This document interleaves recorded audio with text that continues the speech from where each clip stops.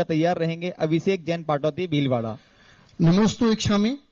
महाराज जी, 2022 से मैं मोनू जैन भाई के साथ गौ सेवा में संलग्न हूं। तो पिछले 4 साल में एक समस्या मुझे हम लोगों को आई कि जब भी कहीं गौ माता की दुर्घटना होती है, कुछ भी होती है, तो लोगों को लगता है कि इनको फोन लगा दिया तो ये शक्तिमान बन के तुरंत पहुंच जाएंगे और तुरंत उपचार कर देंगे। और महाराज जी, कई बार हम लोग ऐसे होते हैं कि ये नहीं होते हैं तो हम भी नहीं होते हैं और टीम के अन्य लोग भी नहीं होते हैं। तो ऐसे में अपेक्षाएं लोगों को होती हैं, वहां पे उपेक्षा हो जाती है और वो नकारात्मक ऊर्जा कहीं ना कहीं मन को व्यथित करती है और बार बार करती है महाराज जी। और इससे काफी मन व्यथित होता है। सिद्धांतिक रूप से तो जानते हैं कि जहां अंधेरा है वहां उजाला भी होता है, जहां अपेक्षा है वहां उपेक्षा भी है, जहां असत्य है वहां सत्य भी है। लेकिन प्रैक्टिकली महाराज जी इससे बाहर नहीं निकल पाते कई बार। तो इस जिज्ञासा का समाधान चाहिए महाराज जी। सबसे पहले तो है, क्योंकि किसी भी कार्य करने के लिए एक ग्रुप चाहिए। एक ही व्यक्ति कुछ नहीं कर सकता। जहां एक व्यक्ति के पुण्य से दुनिया चलती है, उस व्यक्ति जाने के बाद सब स्वाहा हो जाता है। जैसे घर में कोई एक व्यक्ति के द्वारा सारा परिवार चल रहा हो, वो व्यक्ति जाने के बाद घर बर्बाद हो जाता है। एकल स्थिति नहीं होना चाहिए, क्योंकि एक व्यक्ति के पुण्य से यदि हम आधारित रहेंगे तो एक व्यक्ति की सीमा होती है, मर्यादा होती है, स्वस्थ भी होता है, स्वस्थ भी होता है, बाहर भी जाता है, तो उसका उत्तरदायित्व तो दूसरे को होना चाहिए। अपने यहाँ एक परंपरा है बहुत अच्छी तुम्हारी कमेटी में, अध्यक्ष के बाद उपाध्यक्ष बनाने की। उपाध्यक्ष का कोई काम नहीं है, कोई बिल्कुल यूजलेस पोस्ट है, लेकिन फिर क्यों बनाते हैं?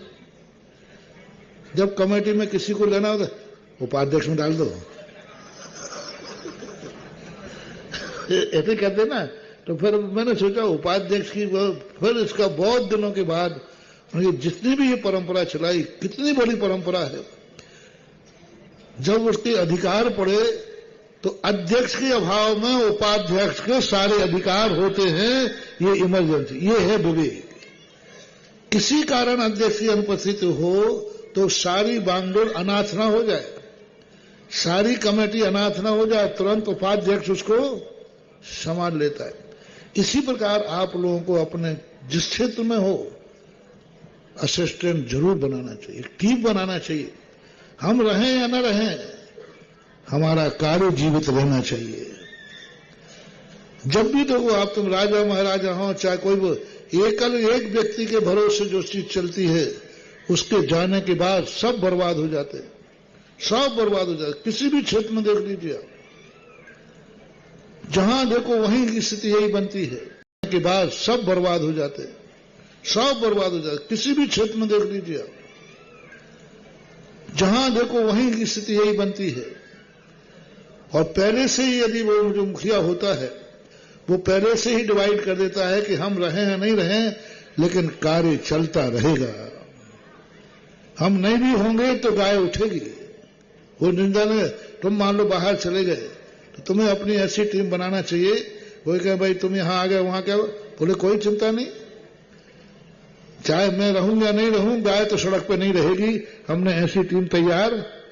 तो ये तैयार करना चाहिए। टीम तैयार नहीं करते लोग, हमेशा क्या करते हैं कि स्वयं मेहनत करते, स्वयं खूब ताकत लगाते, वो उन्हीं के साथ चली जाती है। इसलिए एक टीम तैयार करिए, बहुत अच्छा कार्य है। और टीमों में प्रोत्साहित करिए, ऐसी बात नहीं है, लोगों के मन भी हैं, लेकिन एक टीम बनाना पड़ेगा।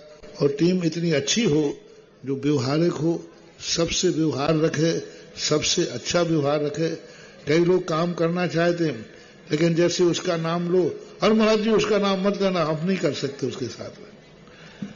तो अपना इतना अच्छा व्यवहार बनाओ कि हर व्यक्ति तुम्हारे साथ काम करने को तैयार हो और तुम्हारे साथ काम करने में उसको गर्व महसूस होवे, ऐसा मानना चाहिए। आज की